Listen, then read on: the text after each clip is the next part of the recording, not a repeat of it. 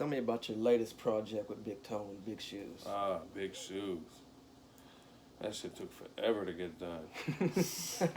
What was the hold up? Just engineering and just getting it together, and then going through life shit and having to include that. I found out we thought we were done with the album, and he told me like 6, 7 months later that he found out he was gonna have a child, and I was like, well, we gotta do another record because it's a very human record. You know what I mean?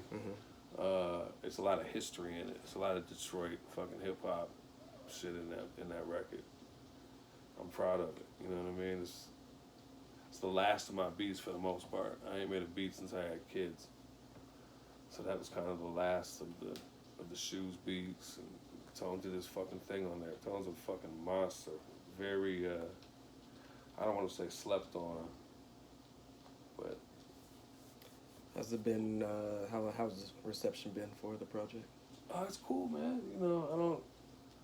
It got a little coverage here and there, but I don't give a fuck about none of that shit. You know what I mean? Like the whole goal of my shit, of street corner music, is just existence.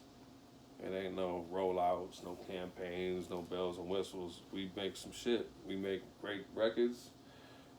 Put them motherfuckers on the wall. You can buy it or you can't. Someone else will or someone else won't. But it's always gonna exist. Right. You know what I mean? You briefly told us about your first delve into production up until this point. How do you think you've progressed musically over the years?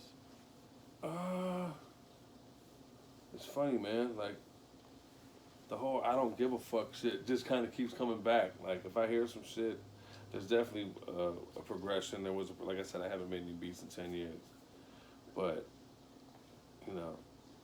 I wasn't a workhorse producer ever. I would make beats for maybe 3 or 4 months. And I wouldn't make beats for like 6 months. And then I'd make beats for 2 months. And I would make beats for a year. So it's just these little chapters. And it always kind of escalated. You know what I mean? Right. But yeah, I'm proud of my shit. I got some wild shit. You know what I mean? Right. When you get respect from... I do this shit for the peers, my peers, and, the OGs. That's the only respect I'm really looking for. Everybody else can kiss my motherfucking ass. You know what I mean? Right. I'm not doing this for them. I'm doing this for the, carry on tradition. No doubt. You say you kind of take spurts with the music that you put out. What inspires you? What makes House Shoes tick? How does he know it's time to go in and make more music? Well, like I said, it's not me personally. So now with the label, it's just whatever perks my ears up. You know what I mean?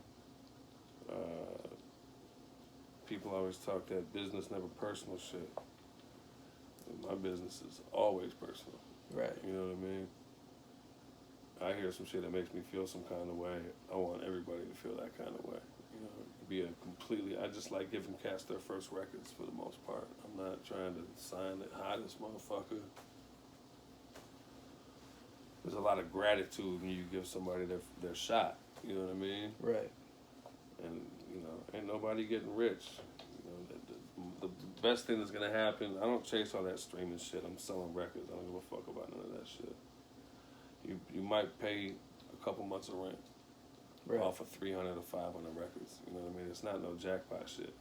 But once again, that record's gonna be across the fucking globe where it matters. You know what I mean? I don't sign artists. I don't give a fuck about that shit. I think the most evil thing that you can do in the creative world is have ownership of some shit you ain't have nothing to fucking do with. You know what I mean? Right. You don't need major labels no more. You do all this shit yourself. How long have you had your label? Been doing it, 8 years now? Yeah, 8 years this year. September 11th is the anniversary, oddly enough.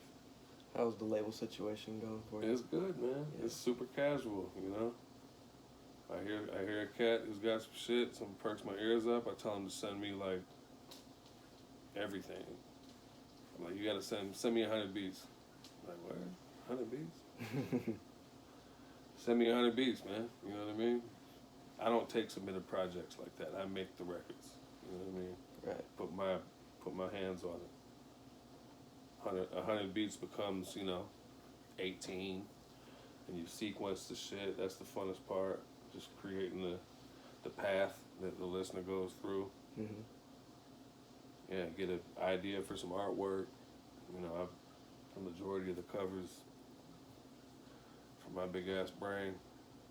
You know what I mean? It's fun, man. It's casual. It's like a playground. I tell anybody, whatever you do, you got to do your best to make it a playground, especially the shit that you love, because you got to protect that. Right. Yeah. If I didn't have this shit, I'd be fucked up. That's why I don't play ball. I sit over here on the side, put these records out. I don't give a fuck about none of that record industry shit. Is there any artists out there you'd like to work with? Oh man, probably. You know what I mean? At some point. Probably. Yeah. But I mean, like I said, right now, I just like finding these kids that got some shit that most likely wouldn't have a record if my ears didn't fall on it. You know what I mean? Right. Document the underdogs. Yeah. And there's some shit, some shit's popped off. Like, we got that Stro record off, and fucking the world lined up for him on some crazy shit. And now he's on the Tonight Show every night. That's crazy.